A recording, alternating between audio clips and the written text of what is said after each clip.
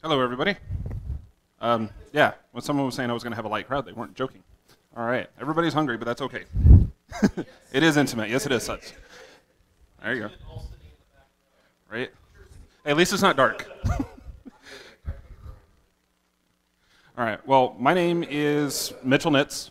I'm an L2 from the Red Oak area. I'm presenting today on customer service. The title of this is Customer Service Judge Program Menu, because what I'm going over is how people see you as a judge. If you put your best foot forward, it's going to change how people see you. Because we all know there's that other judge, and then there's you. So I was hoping to get more hands on this, but has any of you five had a bad customer service experience? In general, not necessarily Magic, just in general. Yeah, everybody has had them. And they have happened at Magic events. So what I'm going to do as far as customer service goes is I'm going to ask 6 questions: who, what, when, where, why, and how on customer service, and how it all applies to the judge program and everybody. So I actually need to borrow my phone for this little part, because what is customer service? And if you go to Google and define it, it says the assistance and advice provided by a company to those people who buy or use its products or services. That's customer service. Now, granted, we aren't selling anything. We are volunteering our services as a judge, so there's really not much for them to buy, but we do get compensated usually, so we usually treat it that way. Now, does anybody have an idea of who our customers would be as a judge? Players. The TO is a good one. Store staff, yeah. Yeah, kind of lumped in the same thing. Yes, which is another one that people don't think about, because there are times to where the service we're providing to them is representing them by being a judge for the game. Now, 90% of the time, we're only really going to be dealing with the TOs and the players, so that's what I'm really going to focus on for how the interactions between those two are going to be that. Now, as far as like the players go, the customer service aspect on that is going through and running the event, and that applies to both, but players want to make sure they have a judge who knows how to run the event. They know what they're talking about, answering rules questions, ending the round in a timely manner. I knew I was going to forget this. I guess the easiest way to think about that is, as a head judge, being clear and concise with your head judge announcements. If they can't understand you, and then as the players are getting a little upset because they don't know what's going on, they don't realize they're doing something wrong, well, you kind of did them a disservice by not making sure you're clear with the things. For the TO perspective, again, it's also, we're being that person that runs the event. But this way, the TO doesn't have to worry about anything with the event other than someone's here. Awesome. Because whether we're a floor judge or a head judge, we're the person that has taken the time to get certified. We know the rules. We know policy. They don't have to worry about someone getting upset by, well, this judge doesn't know what he's talking about, hopefully. Anybody think of a player-judge interaction that would be considered good customer service? This is where this will come in. If anybody wants to voice up.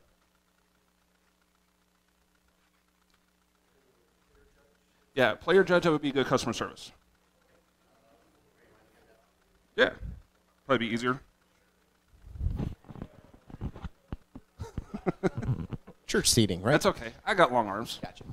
So probably new players, I'm thinking, are probably the best opportunities for good customer service, especially when they walk into a tournament that's higher level than they might be prepared for. Mm-hmm. So if you've got a player who's just opened a deck builder's toolbox, walking into a pre-PTQ, not just kind of throwing them into the wolves, but once you realize this at round 1 when they're in tears or such, trying to, not just dealing with it in the terms of the immediate moment, but also kind of walking them into the bigger scheme of Magic, talking to them about opportunities that may be more appropriate for their level of interest in the game and development at that point.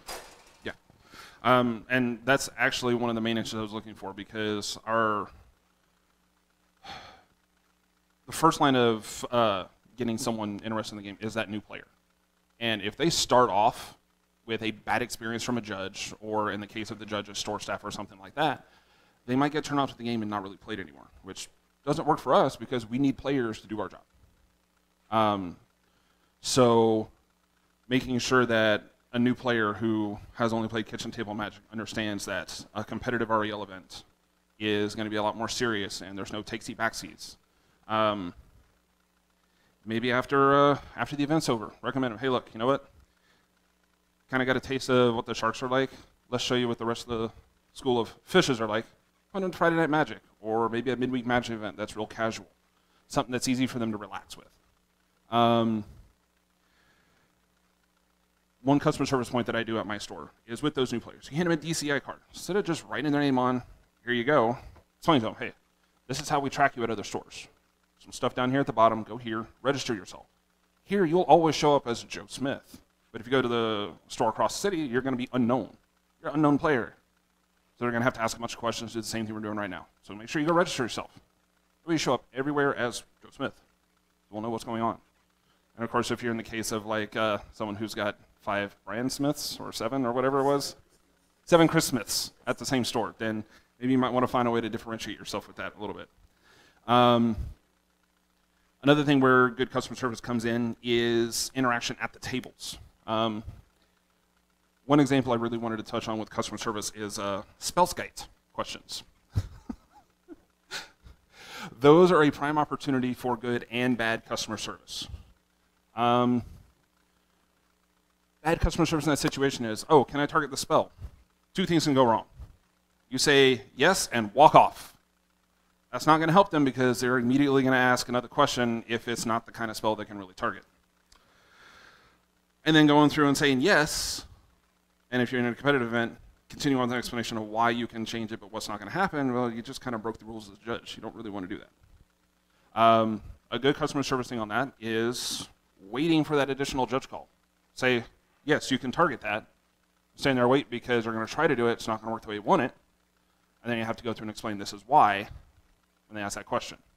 Spellkite is one of those things where it can go either way. So just be careful about how you do it, and you can do a good customer service experience. With the whole thing of running off, that I can understand if you're at like my home store, we can have 60, 70% PPTQs running maybe 2 to 3 judges. So it's really easy to come up. Yes, I'll answer your question, run off to the next judge call when there's a free one there. Well, maybe they didn't quite understand your call. They feel like you're treating them like a number. Here you go, here's your answer, off to the next one. Take time to get on their level. If it's something to where it's a simple rules question, yeah, you might be able to make it quick. But if they aren't understanding what's going on with the game, and this is real important at like Friday Night Magic, take the time to figure out why they don't understand it. If you need to, take time after the match. We don't want to hold up the tournament for on the other players because someone has a real involved question. Let's see. Anybody have any other examples of what would be considered bad customer service? Anything that maybe that they have seen another judge do, or maybe that they did when they were first learning how to judge? One big thing is like body language and how you react, when someone asks a question, or if it's someone who's asked multiple questions, you don't want to walk up, oh, it's this guy again. Yeah, what's wrong this time? What do I need to fix? Yeah, body language is very important. I haven't, to kind of get a little bit of a background is why I'm real big on customer services. I am a restaurant manager. I have been in the food service industry for 17-ish years, 18. Been managing for about 7 of that, and I'm on my way to be general manager by the beginning of next year. So I expect high-level customer service. One of the things that goes into that is how my employees present themselves at the tables. If you walk up to a table and you're talking to somebody like this gives them the impression, oh, well, I'm closed off. I don't want to spend any more time here than I need to. For anybody who's seen Star Trek, Deep Space Nine specifically, Jadzia Dax, always walks around like this. I tend to do that a lot also because it's one of those things that makes it real easy for me to get my hands out, take care of the problem, be emphatic with them, talk like an Italian, if you want to put it that way. But it shows that you're open because you don't have anything in front of you. Standing with your hands in your pockets, just kind of like, yeah, I'll listen, but I may not care. Same thing. Body language is very important. Being attentive, looking them in the eyes, smiling, nodding, things like that. Yes, there are times you have to say no to a question or give them bad news, but you don't have to do, well, probably won't have to do it in a way that's going to hurt their feelings, hopefully. If it's a trip to Dairy Queen, then you're probably going to hurt their feelings one way or the other. Tone of your voice kind of goes along with that. Being calm and cool is a great customer service tool, because if they're agitated because they're upset because they think their opponent cheated and they think that I'm wrong for not doing that, or they just got caught cheating and they're about to get disqualified. Getting them calm by talking in a nice, even tone. Great customer service for both them and everyone else involved in the tournament, because you don't have to involve multiple judges. You don't have to worry about disrupting the other players. And it gets them to the point where they realize, well, it's been taken care of. Let's proceed on with my day, less angry than what I just was. There are a lot of reasons of why the customer service is important in all this.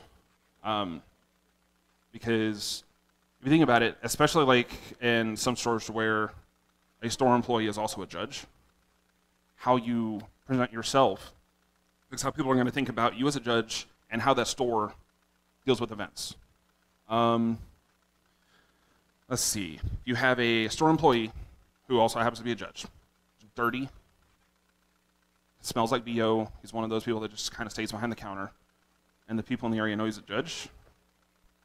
Don't know if they're going to have a good impression of how that is. So if you have a new player coming into that store for, maybe it's your first PPTQ. This guy's kind of lazy. Smells bad. You think they're going to want to come back to the store, play another tournament? Probably not. Now, if you have someone like, say, Madness or Common Ground in Dallas, they have a lot of staff. Very professional, very friendly. They have judges on staff in both of them. And my very first Modern Master Draft event in the Dallas area after I moved back was at Common Ground. And it was one of those things that almost instantly felt like it was a second home, just because of how everybody treated me, how everybody was nice. I didn't even know there were judges there at the time until I kind of said, hey, I want to be a judge. They wrote me in and made sure that I knew what was going on. So you always got to be mindful, especially if you're in an area to where you're the only judge or you're a well-known judge. Like, I'm pretty sure everybody up in Dallas knows Mike and Jared Fight and everybody as being judges. So whether they are wearing a judge outfit or they're wearing plain clothes, people know they're a judge.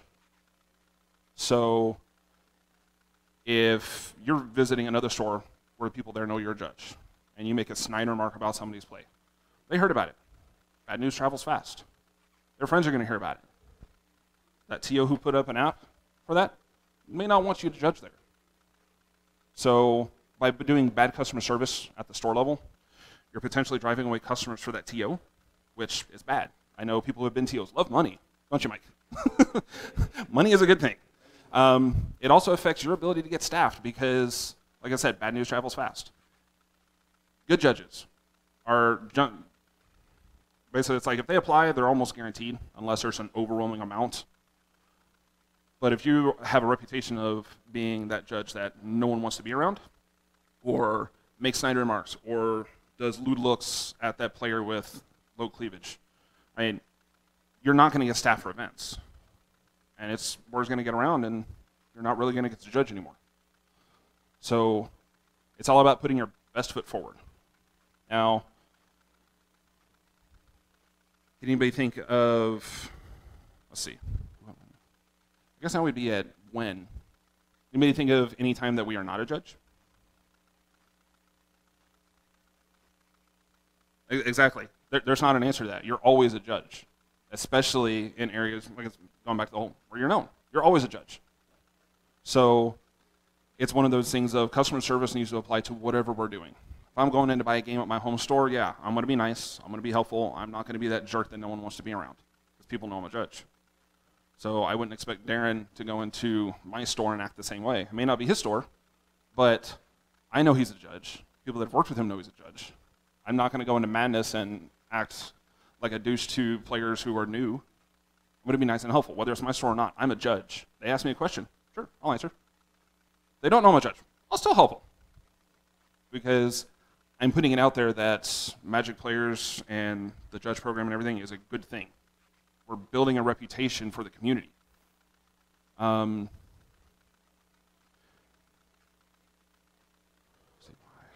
So I guess how would be the next question on that? Who, what, when, where? Where? All right, that's one I was missing. I wanted to get to how last. So where do you think the customer service happens? Okay. Let's say you're at a GP. Where do you think the majority of the customer service is going to be at? Tables. Tables are a good one. What about, say, who else here has done a GP? Where do you think one of the biggest things of customer service is going to be at, Mike? Registration? Registration. That's the first impression everybody's going to get. That's like the host stand at a restaurant. They didn't pre-register online, that's the first place they're going to go. Another similar thing is the information desk. If there's an information desk set up, people are going to go there to ask a lot of questions. It's usually judged by either TO staff or judges. Prize wall. People like their prizes. It's like people who want money. They want their prizes. They want to get something for it. So those are going to be big things. I remember 2 years ago, I worked Star City Dallas. First Star City event I worked, I made the decision that I wanted to try working the card desk. Probably won't do it again. But it is a fast-paced, heavily customer service dependent area. You're running back and forth. You got to be cordial. You got to be polite. You cannot be short with people because you're costing someone else money if you're being rude. And then you're costing yourself because they probably will find a way not to pay you if you're rude and cause people to go away. But you always, just because you're busy doesn't mean that you can lack on the customer service part. Then Darren brought up the tables as far as that. That's where the majority of our interaction is going to be. It's at the tables. Judge, you got to get over there. Would you be more receptive, do you think, to a call if someone says, what's up when they come to the table? Or, hey, how you guys doing? How can I help for you today? So you get to start off that judge call with the impression of, I got to make this quick because I don't want to be here. That can lead to all things. They might appeal you thinking that you're just rushing through it and don't know what you're talking about. They might try to avoid calling for a judge if you happen to be the one walking by. That's an extreme example. But if you're helpful to them, they're going to come up between matches maybe if they have additional questions. They're going to come to you and not another judge. When you start doing the bad customer service, you're the other judge. Who here likes the other judge? No one. No. I don't want to be referred to as the other judge. I'm just like, hey, Mitch over there gave me this answer. I just want to double check on something. Not, yeah, some other judge told me this. I don't know if it's right. It's just, it's not conducive to the tournament environment, building up your local player base, local community to have bad customer service. We've all, how many people here check Yelp reviews before they go to a restaurant they've never been to before? Really? Mike's the only one? Really? Oh, come on. Yeah. But I mean, it's something you know people do. They're going to go check those reviews. All right? Now, while reviews of how a judge is are not exactly written out and publicly available like Yelp reviews are on a restaurant, word of mouth gets around. So they're going to check with, hey, is this store where that judge goes? So, hey, we got a PPT coming up. No, I don't want to go that one. I want to go to this one. Mike, you look like you have something to say. You're picking up the microphone. Oh, okay. You picked up the microphone. So it looked like you were about to interject. Go ahead. Go ahead. Going back and related to reviews. Yeah.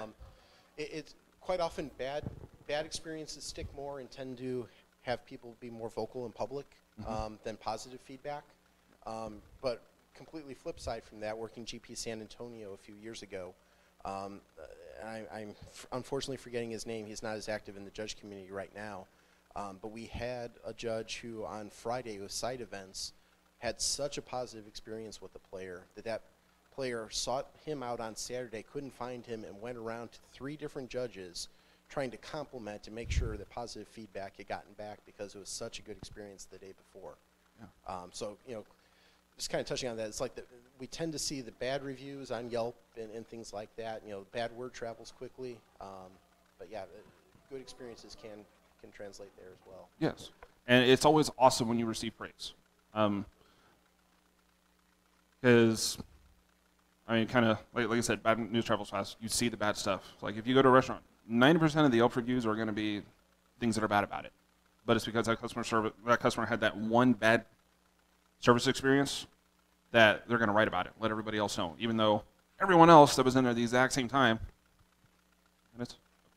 had the same thing going. So, just giving a warning for time on that. So, we'll get to the how. So, how does this affect you as a judge? Like I was saying earlier, if you're giving bad customer service, the ability for you to work with judges that can help mentor you, make you better, the ability for you to get work in areas that you're at are not going to be there. People are going to be like, I don't want to staff that judge, or I don't want to work with that judge. And then you're going to get to the point where you might as well just let it lapse because I can't find work. So, to kind of cover everything, customer service is vital to the judge community because it's one of those things of you don't realize it, but we have customers. Even though we don't sell a service, we have people that rely on us to do a good job and to present ourselves better. So, I always make it a point, and I've had this with Darren too, is be there. Part of my judge meeting is I expect good customer service out of everybody. And see, Matthew's not in here because he's had that speech too. I expect everybody to give the absolute best that they can because I want to make sure the players have a good time. Players have a good time, they enjoy themselves, and they come back. So, anybody have any questions before I wrap everything up? Oh. Okay. Never mind. I have a lot more time, so I kind of rushed through a little bit. But I guess with that, because now that kind of threw off my train of thought, does anybody have any other examples of what they've seen for good and bad customer service? We have them. Being part in a tournament where a player left with 20 minutes left in the round, returned to find the next round already past the 10 minutes, having received a match loss. When that player engaged with the head judge, the answer was, well, we got to keep the tournament moving, sorry. That didn't quite follow the MTR. That player should have been given that additional time, and the explanation was just kind of offhanded, and that player has not returned to that store, as far as I know, and that kind of thing kind of turns players off. Yeah, that is a prime example of where customer service would have been really good there. Had that head judge remember the MTR right, players have until the scheduled end of that round to be able to start without any penalties to them. Yeah, the round may have started, but they need to pair up with their opponent. They'll get an appropriate time extension and go forward. Had that happened, they probably would have been back. But I probably wouldn't want to return to a store that did that either. So let's see. Mike, I believe in the scorekeeping workshop, one of the things you were talking about, because you had brought up a customer service thing with how you interact with the players in case something goes wrong. Those are other areas where we have things like that. See, I don't remember word for word. If you want to give me a quick recap of what happened with that. Sure. Which story was that? The we're shutting down and doing everything by pen and paper? The Drew IF80. Oh, thing. yes. Yeah, that one. So the largest event we ever held in the store was a 427-player Star City Regionals. And everything, surprisingly, was running relatively smoothly. We actually got everyone registered, seated on time. Everything was running great, which is a terrible sign, up through 5 rounds. And then a player who I believe was X-1 at the time was somehow inadvertently removed from the tournament, presumably by Were. Whenever things happen the first time, I was scorekeeper for the event. I'm willing to assume it's my fault. I misclicked something. So we did the cascade. We get the player re-entered back into the event. Next round comes up. He's dropped again. He's still X-1, getting a little more ticked off at this point. And again, it's impacting kind of the whole tournament because we can cascade, we can fix a handful of rounds or matches in a round, but still the entire body of 300 or 400 players at this point is still being affected. Then the third round in a row, he's dropped again. So kind of talking through it, trying to keep that one player happy becomes a losing battle. And there are some unwinnable situations where, overcome by other events, you can't keep everyone happy. Just try to manage things as best as you can. And again, in this case, not just for that one player, but every time we're cascading, there's roughly 12 players who have to get up and move because of this. And again, even though we're not stopping every match, it still has an impact because we're pulling judges away from the matches. We're taking people out of their rhythm. So just kind of recognizing that and trying to be communicative of being aware of the impact it has on everybody and trying to smooth that over as best as possible. Yeah. One of the key things on that, which you reminded me of that one when I was in the workshop earlier, was the fact that that is potentially an unwinnable situation. Customer service isn't always going to work 100% of the time. Someone's going to get upset, and they're going to be upset regardless. So do what you can to try to alleviate the situation. And like you said, on something like that, it impacts the whole tournament because while not everybody at the time is having to stop, rewind, do whatever, it's all those matches that got moved now have time extensions. And so now you're holding up the tournament for however long some of those time extensions are. And I think I remember one round there was like a 20-minute time extension because I managed to sit down at that table. So it's like if you have time extensions because of something that went wrong, it's going to affect everybody because now everybody has to wait on that one match or two or three or whatever it is. Let's see. Another customer service experience that I've kind of come across, and this was as a player. I want to say, actually, it was Grand Prix San Antonio. The reason I remember this is because I was there for the beta test of Walter. I remember by round 3, it's just like, where is all this and things like that. And I want to say it was between rounds 3 and 4 or 4 and 5 was when they started putting the paper up. Because some of the judges seemed to kind of be in a rush to kind of hang it and then move out of the way of the crowd of people. I ended up seeing my name wrong. Went to the wrong table. Turned out it was literally right behind me. I want to say that I can't remember the judge's name, but it's the way he went about saying, well, hey, this is going to be a game loss for you because you weren't at your correct table in time. It kind of stuck with me because at first I was a little upset at myself, so I kind of took what he said in a bad way because, hey, I'm already down a match, no big deal. A little upset. But then I started thinking about it. It's like the way he presented himself. He was very cordial, explained why it happened because it was my first actual competitive event. It was going to Grand Prix San Antonio. What a one to go to. And I really wish I had taken the time to go say something to him then, but I think at the time I wasn't really thinking about judging. It was more about playing. But it was one of those things that kind of stuck out. Like, all right, so they kind of did this in a way. I know what's going on. I don't have to worry about it. I'm still able to play. It's not like I'm out of the whole thing. I remember seeing another judge. Wasn't even an event, but I knew he was a judge. It was at one of the stores in the Dallas area. I'm sitting there just playing casual EDH. It was right before Magic Origins. So I had a couple proxies in there because I was testing it out. I said, I play this. All I hear is just this random guy right next to me turn around. That's not a real card, and walks off. I'm like, what the? And I look around and see who it is. I'm like, you've got to be kidding me. It's like, people know you're a judge. Why would you do that? I mean, so, huh? I've been meaning to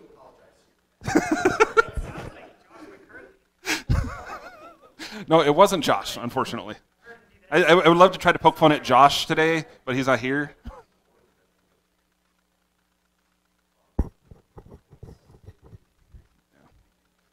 Yeah.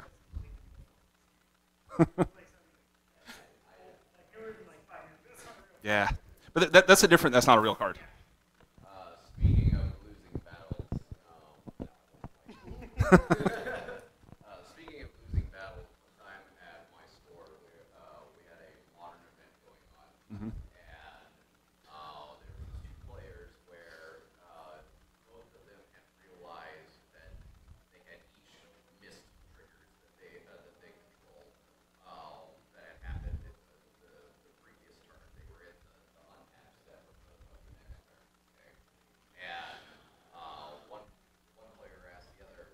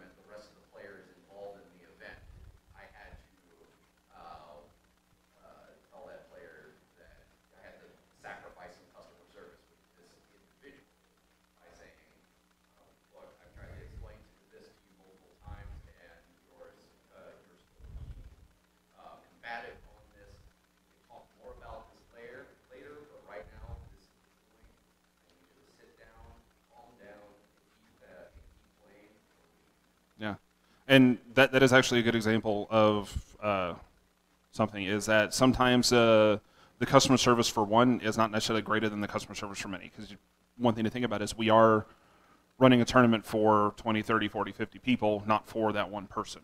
So yes, that might make them upset, but it's one of those things where, like you said, sacrificing the customer service for that one person is going to better benefit everybody else. I guess one of the other things that I want to talk, because I didn't touch on it as much because I got the fake 5-minute warning from John, was some of the customer service and TO interactions. One of the things where this comes in is in the event that someone is running their first ever PPTQ, there's going to be things there that TO may not know about that we as judges do. So you want to make sure that they understand, hey, just to let you know, one of the things I've always made it a point is if I'm working with someone who's done their first PPTQ, is that they understand that judges usually get comped and your first event will likely be a loss. Just a heads up. Because you got to pay us, you may not have the attendance you're looking at, but I'm doing you a service by letting you know this ahead of time so that way if you want to schedule it, you know this going in, not be like, well, I didn't make money, I'm not going to do this again. I'm working with Darren on his home store. They have their first PPTQ in 2 weeks. Between Darren and I, we have made sure that the store owner understands what it's going to be like staffing 2 judges for an event, making sure how to make sure that all the players are comfortable. He got new chairs in, brand new chairs, they look great. They feel great. They have a store clock now, so that way we don't have to worry about someone checking their phone, seeing if time's up in the round yet. It's going to be up where everybody can see it, and it's bright red too. Looks good. So it's just making sure that they understand that there's a list of things that they need, and we're doing them a service to make sure that's there. And if we walk into a store that's never done this before and they've asked you questions, and you say, I'll take care of it, and you come in completely unprepared, you're not exactly doing them good customer service on that, because they're going to kind of be like, the hell is this guy doing? I don't know what's going on here. So you always want to make sure that, trying to figure out how to record this. When it comes to the TO interactions, that what we're putting forward is, as far as our service, is the knowledge that we know what's going on with these tournaments. Let's see. Setting the expectations. Thank you. That's the wording I was trying to look for. So when we set the expectations for the tournament, we're setting it for both. The TO needs to make sure we're setting the expectation of, I plan on being done by this time. As a judge, I don't really like dealing with price support type things, so I usually try to make sure that, hey, make sure when we get down to these rounds, I'm going to send stuff up to you for standing, so if people are dropping and you're paying out in whatever way, that it's there, you know what's coming up there, so that way you don't get this flood of people for no reason.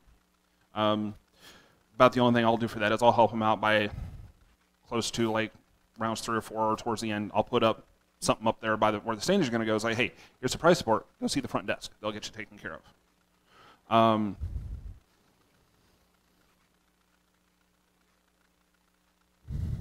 Let's see. Another expectation is, like I said, for plan on being up by a certain time, timeliness. Say, it may not seem like customer service to the TO, but tell them, hey, look, I need registration to be done by this time so we can get rolling at the time that you post it. Because some TOs may try to take someone 10 minutes after we're supposed to start, which holds everyone else up. That one player may be late, probably don't have a deck list. We've got to wait for them to fill it out so we can make sure that the tournament starts with everybody going. So sometimes good customer service is telling the person, sorry, I'm full. I've started the event. I can't get you in.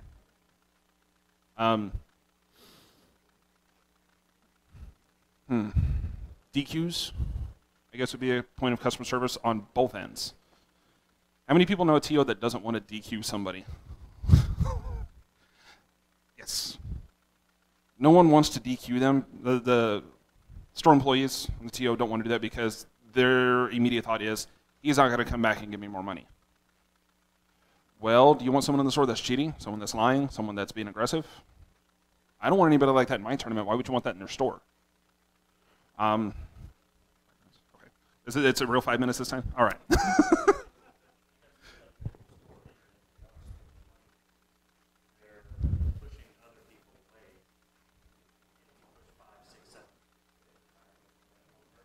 Yeah. Yeah, exactly. Yeah. Yeah, so it's try to make it a point that on the disqualifications, we got to stand firm on that part and understand that this is a customer service to everyone else that is here. I'm not worried about that one person because they did something very wrong and they need to leave. Or they may not have to leave the venue, but I'm not having them in my tournament anymore. So I guess now I have the real 5 minutes. Does anybody have any other questions about anything or any other examples they want to get out real quick before we get y'all rolling on to your next one? More of a question, especially with your restaurant food service background. Mm-hmm. Where do you stand on the concept of the customer's always right? Well, see, I am of two minds on that because it depends on the situation. As a judge, the player is not always right. That's what we're there for. We're the ones that are supposed to be able to say what's right or wrong. If we're a floor judge and not the head judge, we take it up to the head judge. The head judge then gets decision. This is right or wrong. You can talk to me later if you want. It's a long tirade for the customer service one for restaurants, so I won't go into that because I don't have that much time. But yes, just because the player feels right does not necessarily mean they are right. And so the customer service part on that would be make sure they understand that they can talk to you later when we're not impacting 70, 80, 1,200 other people. Okay. So I guess with that being said, is there any other questions? Comments? Concerns? No one wants to call me handsome like they did Aaron? Okay, cool. That works. That's fine. That's fine. All right, well, guys, thank you very much. Y'all enjoy the rest of your day, and hopefully we'll see you again soon.